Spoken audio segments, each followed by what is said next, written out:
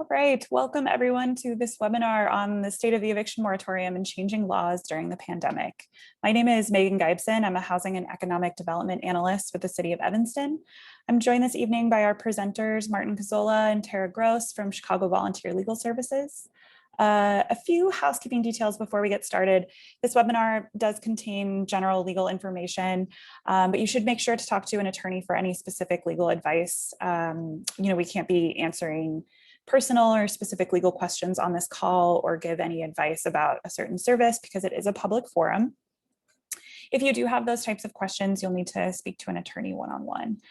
And we just wanted to mention that this area of law is changing constantly and may be different by the time you get to court, which is always true, but especially now because things are changing really fast. And lastly, tonight, we will not be talking through the constitutional arguments for or against the state and federal eviction moratoriums.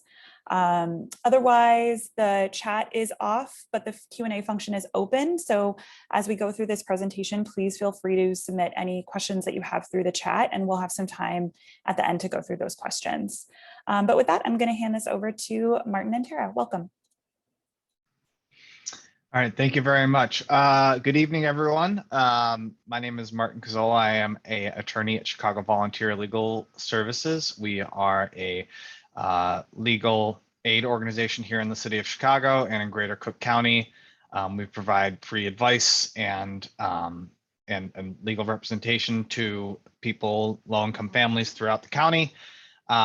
And in particular, in the area of landlord-tenant law, we are part of a new county-wide program to provide free legal advice to small landlords, regardless of their income level.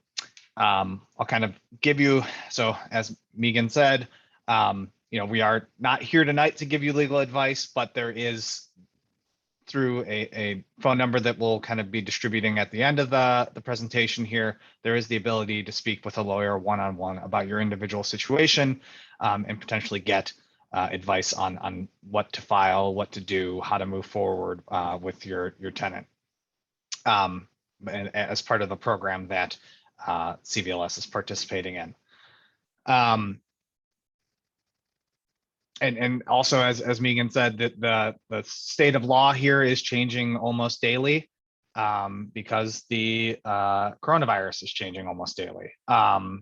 As many of you know, since March of last year, COVID has kind of controlled our lives and has also controlled the practice of eviction law here in the state of Illinois and the rest of the country. I'm going to be focusing primarily on the Illinois eviction moratorium, which is still in effect in part right now, and some of the longer term changes to the eviction practice here in Cook County, and also some details about Evanston specific ordinances. I'm not going to talk very much about the federal moratorium that is currently being litigated outside of Illinois, because Illinois' moratorium is more restrictive than the federal moratorium, and as a result, that's the only one that really matters in court for most purposes. So with that being said, I want to introduce my colleague Tara.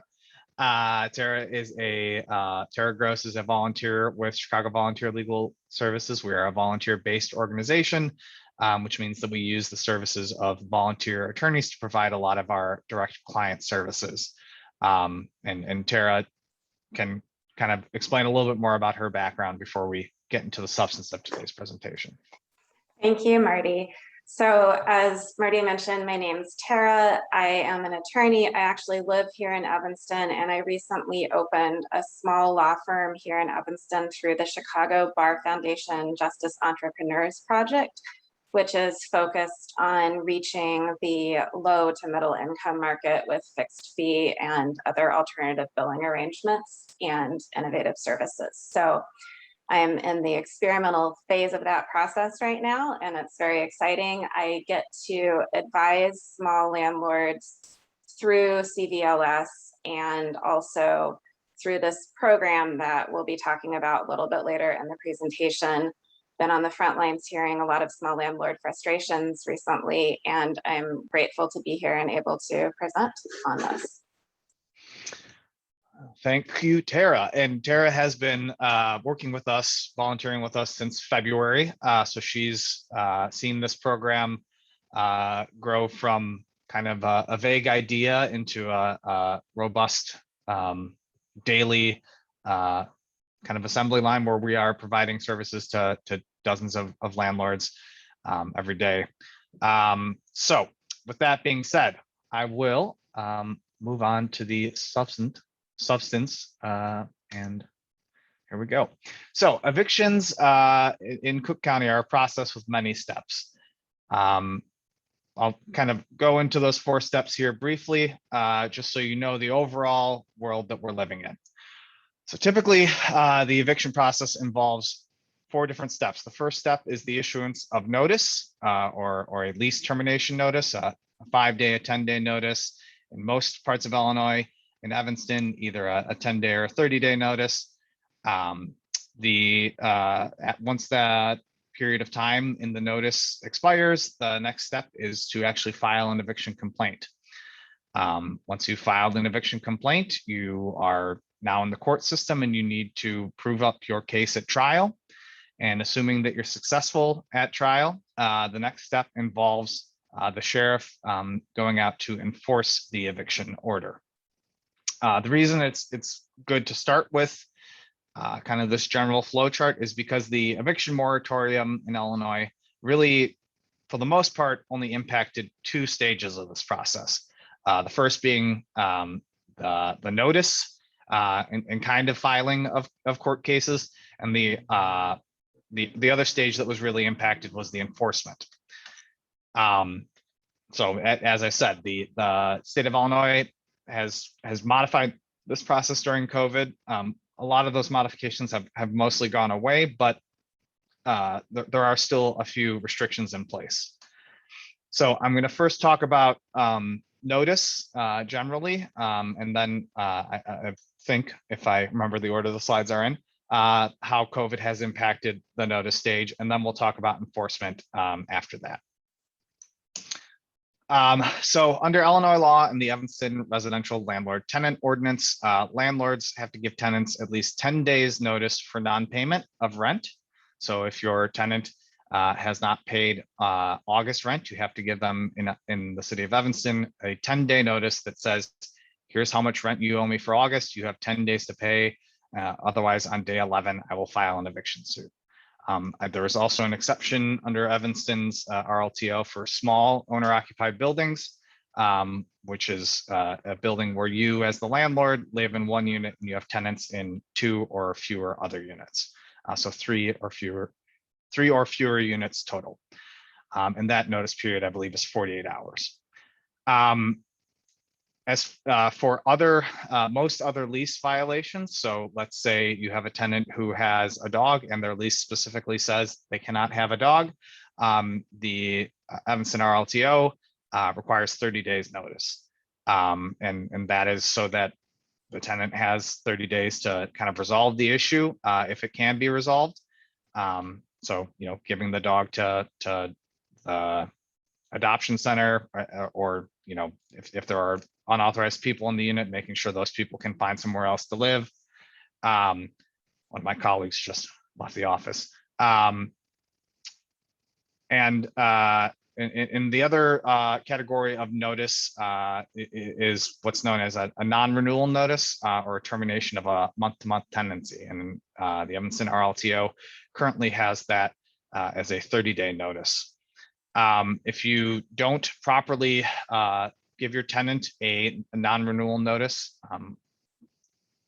early enough, the Evanston RLTO basically says that the tenant has the right to stay in the unit for at least 2 more months.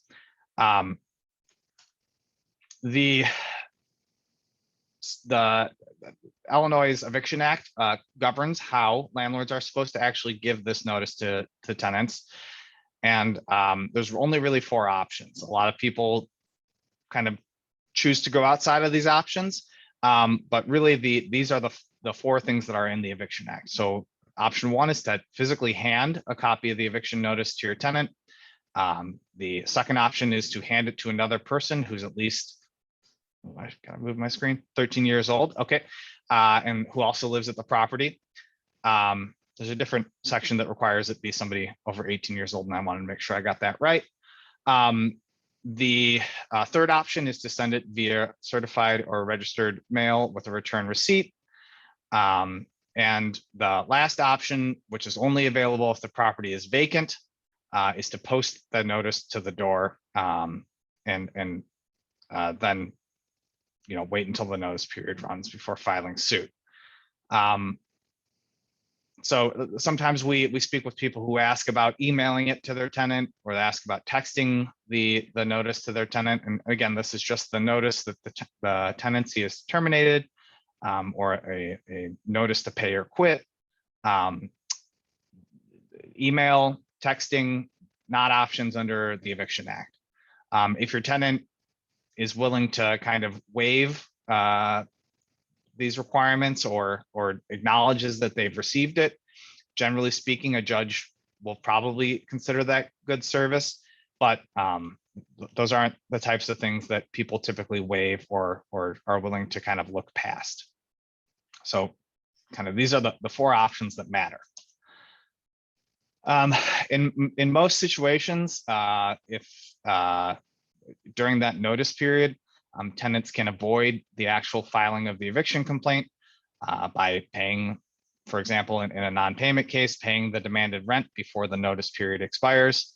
And if it's, like I said earlier, a case of having a dog in your in an apartment that they're not supposed to have, that by getting rid of the dog before the notice period expires, that typically gets rid of the right to actually file an eviction case. So there are, as I said earlier, some tweaks to how the actual notice stage of the court case, or the pre-filing, the notice stage of an eviction works. And so I want to go into those briefly here. The Federal CARES Act, which was the first federal law that was passed to address the impact of the coronavirus. The one thing that many of the protections that were in the CARES Act were only really meant to be in place for about 120 days. But one thing that is still in place is that landlords who have subsidized tenants or federally backed mortgages have to actually give 30 days worth of notice for non-payment cases.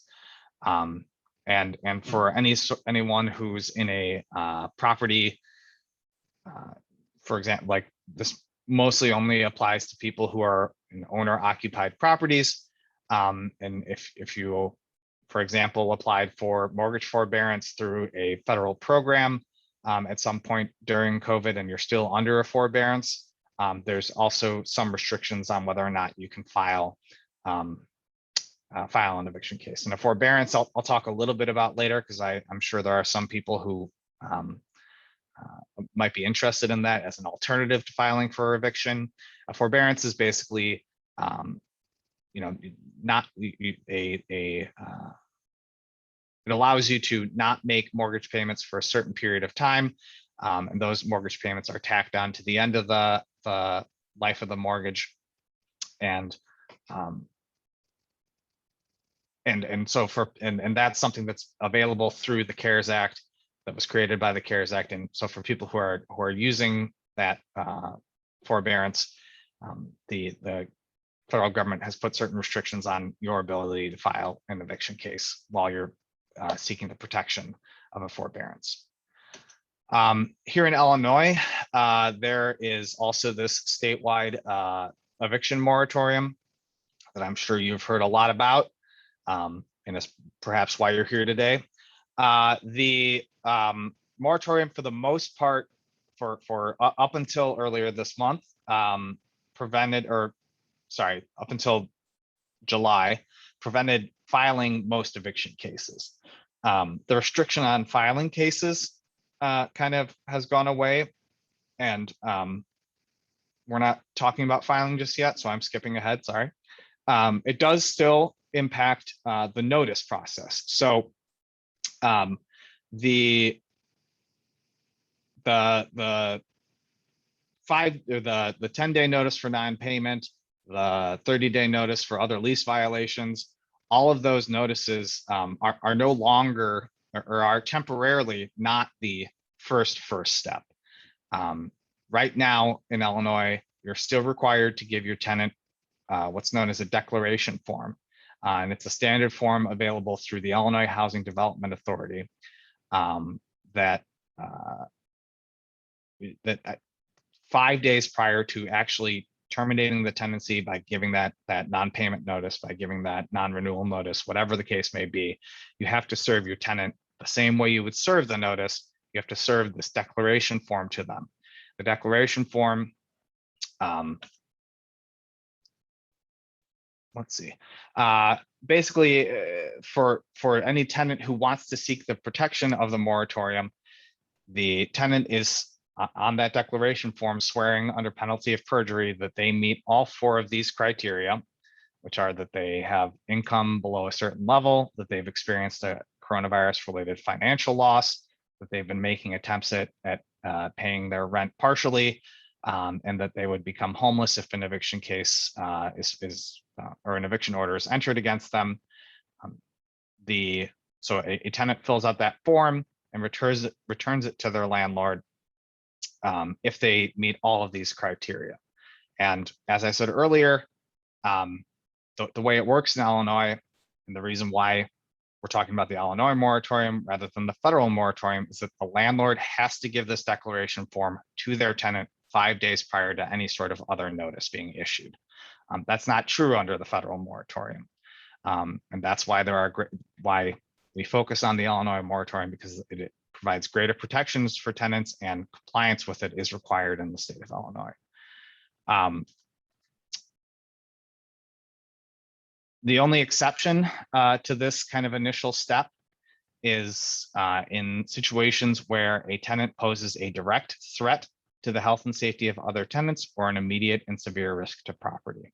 This is a temporary kind of category of eviction case that can be filed. There's not really a statutory health and safety eviction case, but the governor, when he created the statewide moratorium, recognized that there would be situations where prohibiting a landlord from being able to proceed with an eviction could endanger people's lives. And so they created a narrow exception. And this exception has existed throughout the life of the moratorium.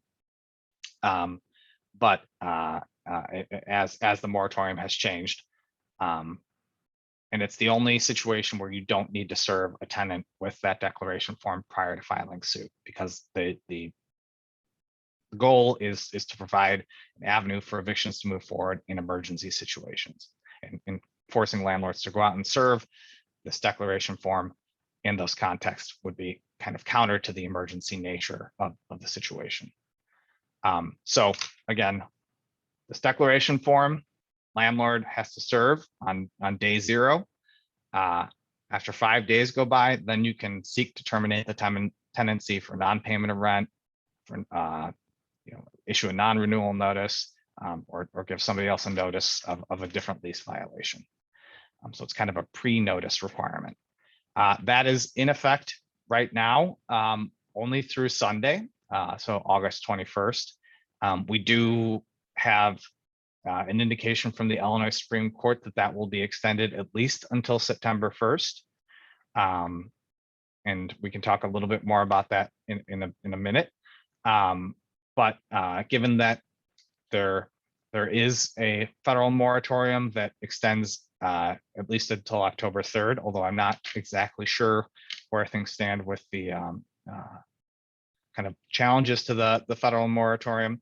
I would assume that there's a possibility that the statewide moratorium gets extended slightly further. Again, it doesn't, we'll talk about filing here, because the statewide moratorium did impact filing dramatically for a large portion of the pandemic. But That is not the case now. So in general, when you file an eviction case, you're basically putting together a simple document that says, here's the reasons why I'm seeking to remove my tenant from their home. A new requirement that went into effect in July of last year, I believe, maybe June of last year, that's a permanent change to the law here in Illinois, or it's actually an Illinois Supreme Court rule, is basically that landlords, you can't just, in addition to that very simple statement about why you're seeking to evict your tenant, you also have to attach some documentation to support that. So that includes a copy of the lease, the termination notice, so a copy of the non-payment notice, a copy of the non-renewal notice, copy of the lease violation notice, and then an affidavit of how you served your tenant with that notice. So if you physically handed a 5-day notice to your tenant, and you remember what day and time it was, you're going to attach an affidavit about that service to the complaint. And this this link here, which I will also provide later, is a link to an the Illinois Supreme Court has form templates available for all of these documents, the notice, the affidavit of notice, the eviction complaint itself. The one thing they don't have is a template lease. That's something that hopefully anyone who's entering into a rental agreement with the tenant has a copy of. If you don't have one, there is a separate document that the Illinois Supreme Court has that you can fill out and say either A, we never had a lease, but here's what we agreed to verbally, or B, we had a lease, but I misplaced it, and here's to my memory what the lease says and why the tenant has violated that. There is also this temporary certification form that is required through September 1st of 2021 right now. This is basically just another sworn statement under penalty of perjury that anyone seeking to file an eviction case needs to complete. And it is it's just you're checking a box to say why you believe that you've complied with the eviction moratorium here in the state. Previously, like last month, if you didn't properly check these boxes, the clerk was not even supposed to let you kind of get a case number. I don't know how readily cases were being stopped from being filed because this form wasn't included, but filling it out improperly or not filling it out at all resulted in a lot of cases getting dismissed.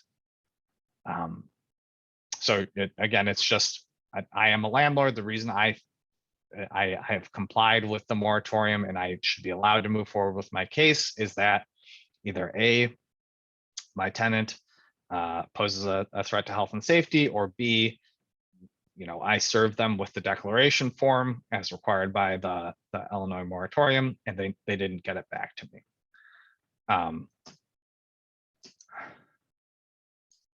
So I think I might have taken out a slide mistakenly, or maybe it's going to be later, and then we'll just say it twice. But in general, given that I have all 4 of these stages listed here, what the moratorium previously said was that if you served your tenant with that declaration form and they filled it out and returned it to you, you couldn't file a court case because your tenant had been impacted by COVID and they were seeking protection under the moratorium. That has gone away. That part of the moratorium has gone away. But you still have to do that process because it does impact the last stage, which is enforcement, and we'll get to in a minute. But the kind of ban on filing of cases is no longer in effect. But again, you still have to do the process with the declaration form because it impacts other stages of the court case. So one thing that has always been true of eviction court is that evictions are controlled by the rules of civil procedure. and that if you are hoping to get an eviction order, you're doing so via trial in most situations. That means you need to be prepared to present evidence of how your tenant violated their lease, whether that's rent receipts or lack thereof, a ledger. If they've got, a dog in the property that they're not supposed to have on their property, you need to have proof of that and testimony of that. And the other piece of that is being able to testify that you properly served all of the documents that we've talked about here today. So including the declaration form and including the notice of lease termination. The one thing that's kind of different, the one thing that's very different about how court works right now is that I'm sitting in my office downtown in the Loop. I can see the Daily Center, which is the main courthouse here in Cook County across the street, but I have not been in that building in 18 months because court is happening via Zoom, just like the seminar. So that it's a really challenging experience for an attorney, and it's also challenging if you're not well versed in the legal system to begin with. If you're a self-represented litigant, which is what we call folks who are in court without attorneys. The other thing that's kind of changed about the practice of law here in Cook County over the last couple of years is that electronic filing of court documents is required, except in limited circumstances. And those circumstances are basically, I don't have a computer at home, and or I've never learned how to use a computer, or I'm having trouble using the electronic filing system. So those are two important things to remember if perhaps you haven't filed an eviction case in the last couple of years. So now we'll kind of talk about that last. And I as I said earlier, I don't want to go through all the ins and outs of actually moving forward with an eviction trial. I just wanted to highlight the big changes. And we're going to kind of move on to this last stage of the eviction process, which is enforcement, because that's where the majority of the, or that's really all that's really still prohibited under the eviction moratorium. So in general, the only person, or not in general, the only person in Illinois who can execute an eviction order is a sheriff's deputy. Even if you successfully prove up your case at trial, landlord can't, you can't knock on the door, show that order to your tenant and say it's time for you to get out. The only person who can do that is the Cook County Sheriff. Can't change the locks just because you got an eviction order, because you have to do that when the sheriff's there enforcing the eviction order. You can't interfere with utilities, etc., until the sheriff comes out to enforce the eviction order. And the reason that's important to know is that any tenant who fills out that declaration form and returns it to their landlord, an eviction cannot be enforced against them until September 1st at the earliest. And that's kind of under that Illinois Supreme Court order that I talked about a little bit ago, that involves that complicated form that you have to check boxes on. There's the Cook County Sheriff also has a requirement in place that prior to them going out to enforce the eviction, they have their own forms that you need to fill out that require you to say that your tenant is not currently waiting on a rental assistance application to be processed. And I'll talk in a minute about rental assistance and what's available. But rental assistance, generally speaking, is the state, the city, the county paying the unpaid rent on behalf of the tenant, which the reason that the sheriff has this requirement out there is they don't want people to be able to get possession of their their rental unit and get all that rent paid by the state, because that would kind of be a double recovery. So The other thing to know about enforcement of evictions is that for the vast majority of the pandemic, eviction orders were not being enforced at all. So with a very narrow exception for those cases I talked about earlier, which are the health and safety cases. And that included eviction orders that were obtained prior to the pandemic. And the goal here was to keep people from crowding homeless shelters while there was a airborne respiratory virus, to keep people from doubling up with family members, et cetera, because that tends to happen when people get evicted. The governor has since allowed for eviction orders that were obtained prior to the start of the pandemic to be enforceable, and some more recent eviction orders to be enforced. But the reason I kind of put this out there is if you are planning to file a case, it's important to know that even if you get that eviction order, you're going to be in a long line of people who managed to get eviction orders throughout the pandemic, but they just haven't been enforced yet. So I just want to put that in any eviction order that you're obtaining in the next couple of months or so is going to be impacted by the fact that there are all of these unenforced evictions out there. That kind of leads to the natural question is, what are my other options? If it sounds like it's still tough to file an eviction case right now, what else can I do? So I talked briefly about rental assistance. Here in Cook County, there were earlier, beginning in April, there were about 4 different programs available at different stages for rental assistance. One was offered through the Cook County government. One was offered through the city of Chicago's government, so it doesn't really apply to properties in Evanston. And there are 2 programs available through the state of Illinois. And these are different than the rental assistance programs that were available in 2020, because that's a different set of funding and different different application process. There is still one rental assistance program that's open, or it was as of last week, and I believe it still is. And it's available through the Illinois Department of Human Services. It's a little bit of a kind of a 2-step process in that, excuse me, you have to get a referral, or a tenant has to get a referral from a provider, and there's a few dozen provider agencies that are listed on this URL here, which I can definitely,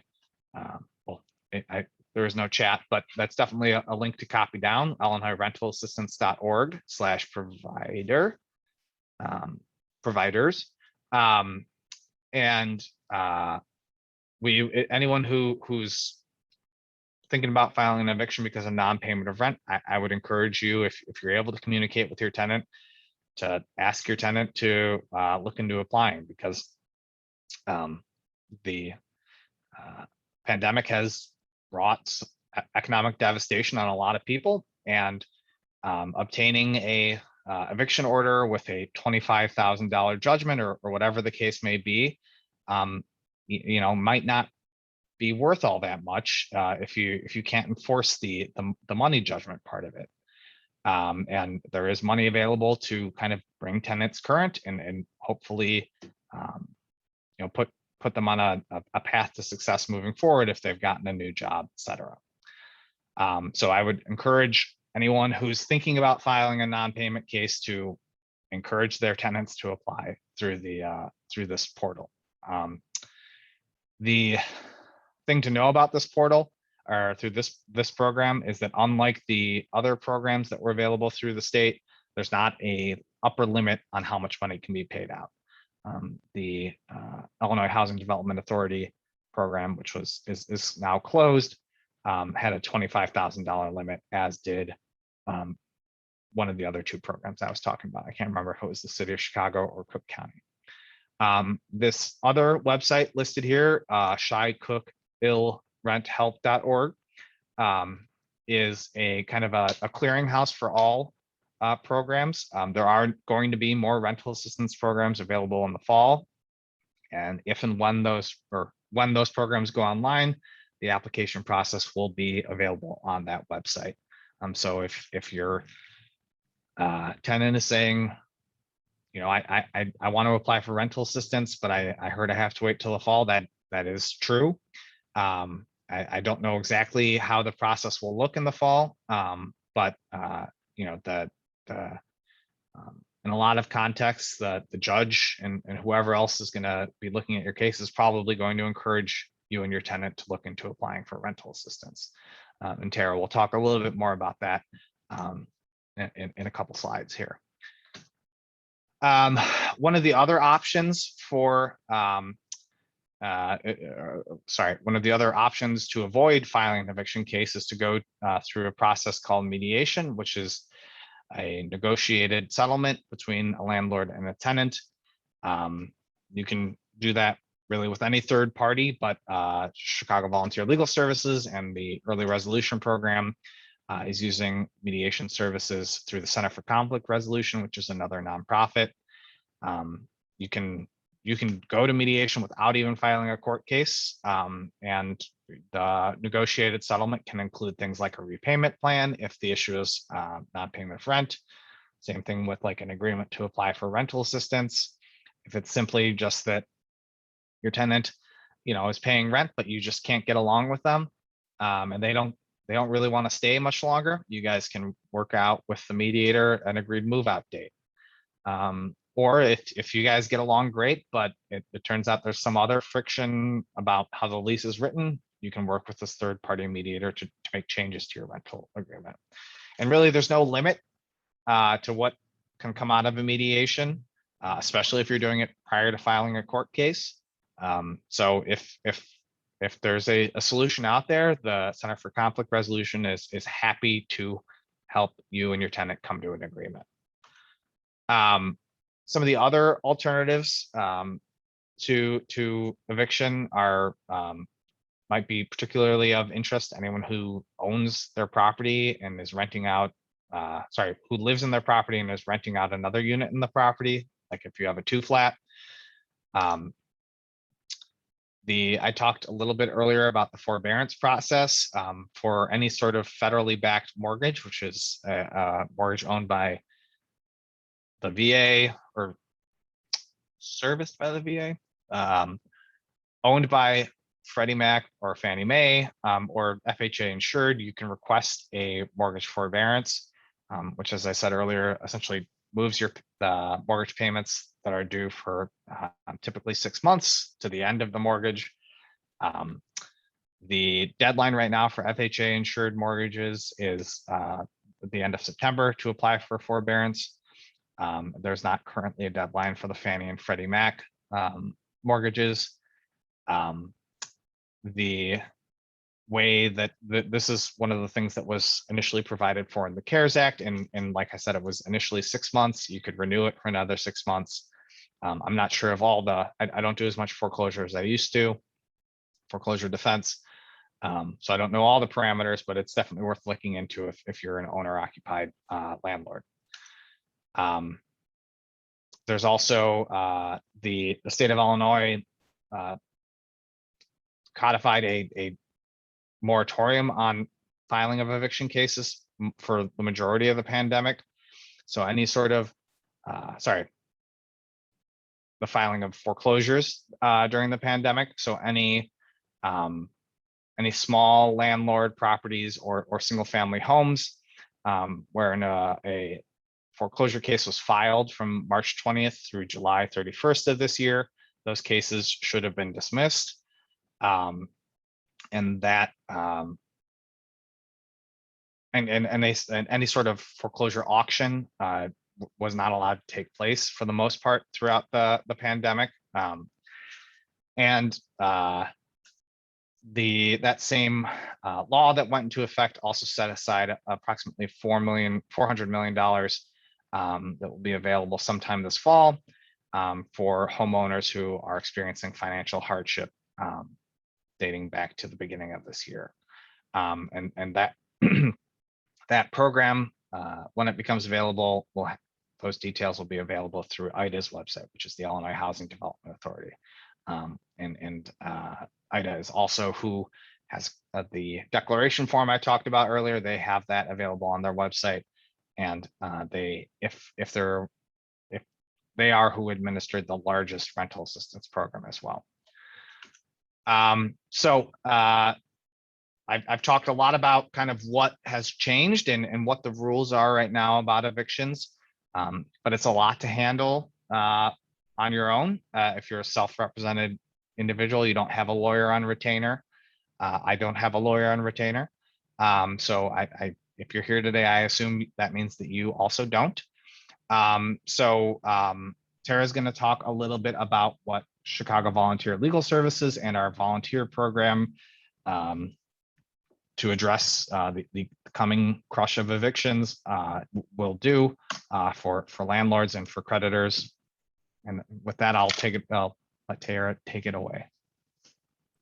Thanks, Marty. So the program that you're going to be looking for, it is actually the Cook County Legal Aid for Housing and Debt program, and we're going to talk about that in a minute. But before we get there, I want to highlight some resources that Chicago Volunteer Legal Services has put together and is actually maintaining based on our work with that program, where, as I mentioned, we're out there counseling self-represented landlords basically every day of the week who are coming through any of the Cook County courthouses and getting referred into this program, this county-run program. So we're aware of the pressures that you're facing, and this information is intended to make it as easy as possible to jump through all the hoops that you need to jump through so that you don't just end up filing something and getting your case immediately dismissed. With that said, you can certainly look over each of these on our website. This is at cvls.org/COVID eviction. Each of these categories, you can click where it says, for example, eviction complaint under the non-payment evictions. You can get some more information on that requirement. But if you find that just looking at a checklist isn't doing it for you, it's also completely fine to reach out to the early resolution program and ask for assistance putting this together. So what the early resolution program is doing is basically making it possible for self-represented landlords and self-represented tenants to get some legal advice and information from attorneys, and also to have ready access to these free mediation services with trained mediators who are familiar with these current landlord-tenant issues and understand the bigger picture of what's happening. So there's a couple different ways that you would get routed to CVLS if you were looking for help through this program. One is that you could simply reach out and explain your situation and indicate that you need to be referred for advice, that you're having challenges with a tenant, you haven't filed yet, and you would like some assistance.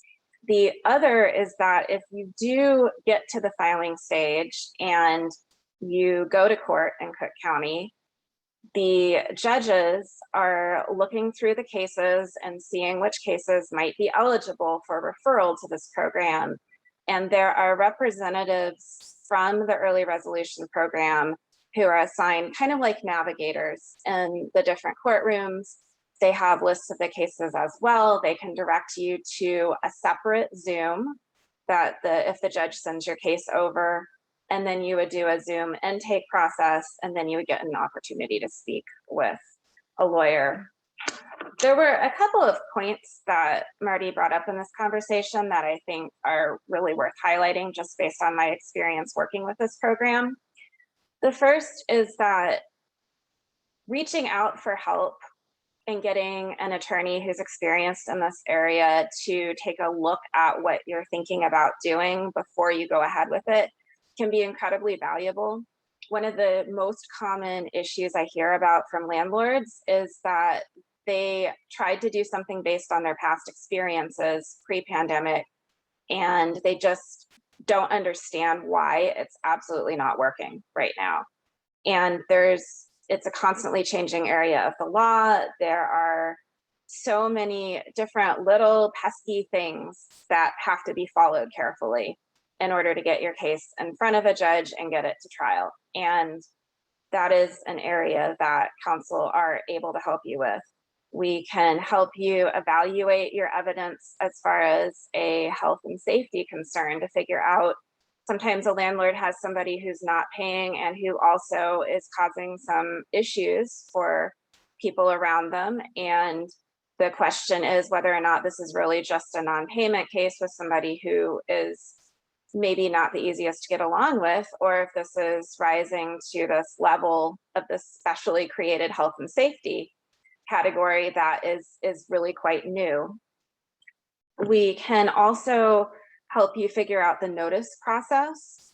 It's important to realize that giving legal notice to a tenant that you're intending to have them leaving that property in some way, that is really a serious legal step. It's not just a casual communication. And it's important, if you intend to rely on it later, that it's done correctly, that you follow the methods of service that are going to be recognized by the court, and also that the content of your notice reflects the law. We also can help you with counting the days. This is actually one of the most frequent questions I get, is figuring out if you've given a declaration on a particular day, what actual date it's okay to follow up with the notice, or if you give a notice on a particular day, what actual date is it okay to proceed. We can also help you out if you're dealing with a weird situation where you've become an accidental landlord during COVID. This has actually happened to quite a few people that didn't realize that they were becoming landlords under the law, or if you have a kind of unusual or hybrid situation that you're not really sure what's going on, but what you really want ultimately is to get that order granting you possession of your property again. And ultimately, what we've been finding is that most landlords are just really looking for possession and the ability to make any repairs that they need to make, and either get the unit re-rented to somebody who's going to pay and respect the lease, or sometimes to move themselves or a family member back into it, or whatever it is that you want to do. It's really, really, really important not to lose sight of that goal right now, because if what you really want is to be in control of your unit again and able to do what you want with it, your fastest path may not actually be going through the court. And that is one of the biggest changes. It's not a rapid process right now for most cases. And sometimes, even if you're really frustrated with your tenant, even if there's been conflicts, even if the tenant didn't pay long before COVID and you are just ready to never see them again in your entire life, it may actually be better to work out some kind of communication, go into mediation, figure out some sort of agreed solution, allow them to apply for rental assistance, accept the rental assistance, do whatever it is that you need to do to get resolution and get a plan moving forward that sort of triages your damage, because we're really not in a time where you can simply get into court right away and get your tenant out right away. And as Marty brought up, even if you get your order of possession, you are going to be looking at quite some time before the sheriff is going to be able to process the eviction. And there are changes happening both nationally and, of course, at the Illinois level. We're not really able to predict what those are right now. The CDC moratorium, the stay on that, is up at the DC circuit. And we don't know what will happen with that either, although we're hoping for information possibly tomorrow. And it's a very fluid, shifting landscape. And there's just really, truly no way to jump the line and speed things up. So I think probably the biggest benefit of this program is that as you're sitting there and tearing your hair out and trying to figure out what you're going to do and how long is this going to go on and what your options are, you really can just reach out and get referred and have a confidential conversation with attorneys who are familiar with this process. And that's all I've got as a broad overview of ERP. Marty, do you have anything to add on that? No, I will just say there's truly an alphabet soup of legal aid acronyms. So you probably noticed that my flyer said Cook County Legal Aid for Housing and Debt, or CLAD, and Tara was referring to the Early Resolution Program. They're, for all intents and purposes, one and the same. CLAD is kind of an umbrella of a bunch of different programs designed to kind of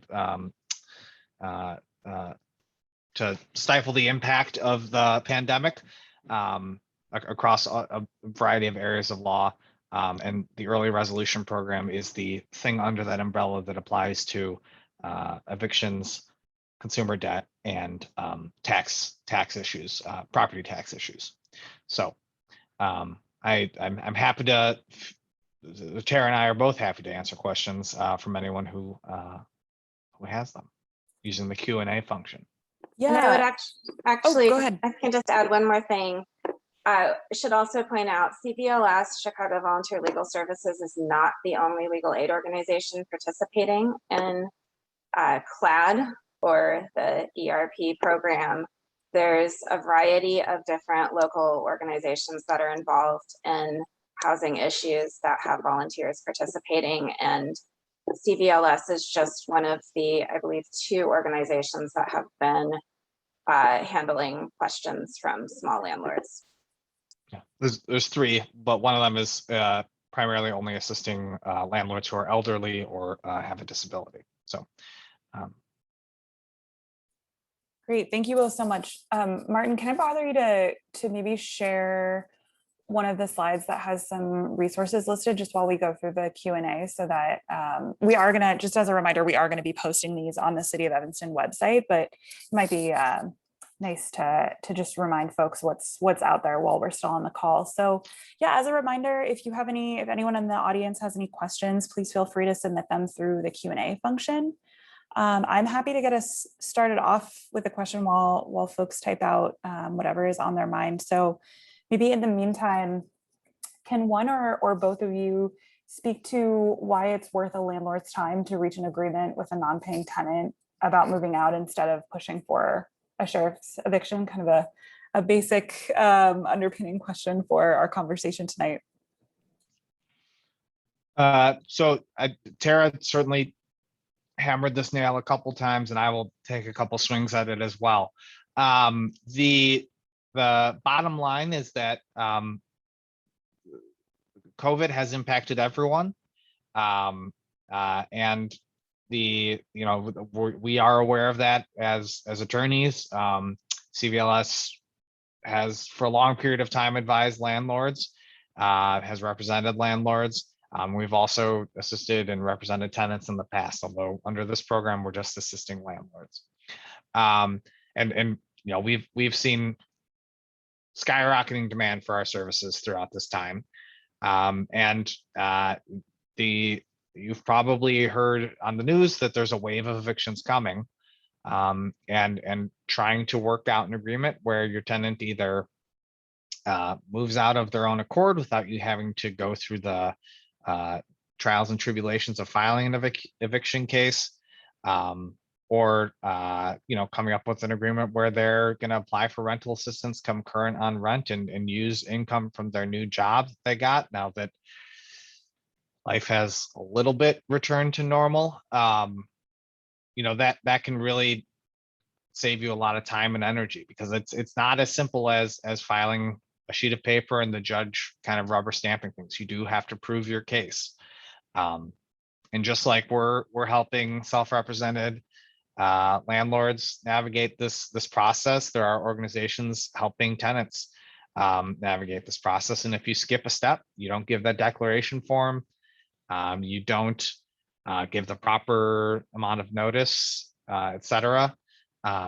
Those attorneys will advise those tenants to point that issue out to the judge, and the judge will probably dismiss your lawsuit. That's a lot of time, energy, and effort wasted. And these requirements aren't there as gotcha requirements or anything like that. They're designed to level the playing field between landlords and tenants in eviction court. And so they are hoops to jump through, but they're necessary hoops. And if you're thinking maybe something else would be a better way to go about this, mediation is a great option, and it'll give you a chance to tell somebody everything that's gone on with your relationship with your tenant, and then work towards a resolution. Yeah, I think one of the great things about the mediation process is that you have the opportunity to really get into some of the feelings and issues and frustrations that a judge is much less likely to have time for, because in court, these proceedings are really just about checking whether or not the law has actually been followed, whether or not the court has authority to proceed, whether or not the sheriff would have authority to proceed, and understanding the evidence that supports those legal arguments. But in a mediation, you really actually have the opportunity to explain how this is impacting you and what's going on in this relationship or lack of relationship. And given the kind of communication breakdowns that often happen between landlords and tenants, and especially once this COVID situation has been going on for so long, mediation can just be a really powerful way to acknowledge that and honor that and be able to move past it without skipping over that entire human piece of the story.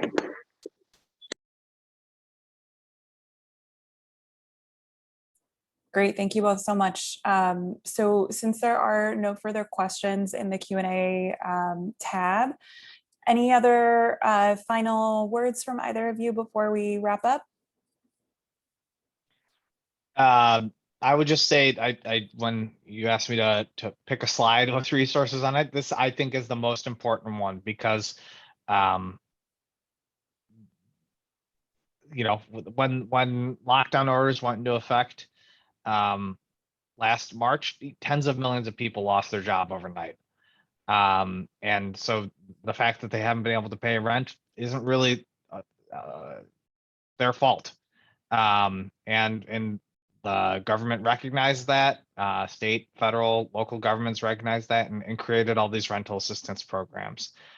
So to the extent that your issues with your tenant extend from non-payment of rent, this is a really great way to kind of salvage a relationship with them, and move forward, is encouraging them to apply for rental assistance and doing your part as a landlord to, because most of these applications involve tenants providing a little information, landlord providing a little information, the state agency kind of verifying that everything's true, and then sending the money out. So that's why I chose to focus on this slide while we answered questions. So I really think it's important to see if your tenant qualifies for this program, and if you can wait another month or two while the state gets its cards in order to offer new programs. Kind of check that website at the bottom here to see when new programs are available. And I would just say that it's a really great idea to reach out for advice and help. There is not an income screening requirement as far as being able to access the information through this county legal aid program. So even though it is a legal aid program, it's not something that you're going to be subject to super strict criteria. We have to collect information just for general reporting purposes, but you don't have to worry about whether or not you qualify to speak with a lawyer. If you are self-represented and you're a small landlord and you are struggling with figuring out what to do with a tenant, you can reach out, and perhaps being able to talk it over with an attorney will just help you waste less time and energy over what is already a challenging situation. Great. Well, that wraps us up for the evening. Thank you both so much, Martin and Tara, for sharing your expertise with us tonight. We all really appreciate it. And yeah, as a reminder, this presentation, the slides, and the recording itself will be added to the City of Evanston's website, probably within the next week or so. But otherwise, thank you all for being here and enjoy the rest of your evening. Thank you for having us. Thanks. Night.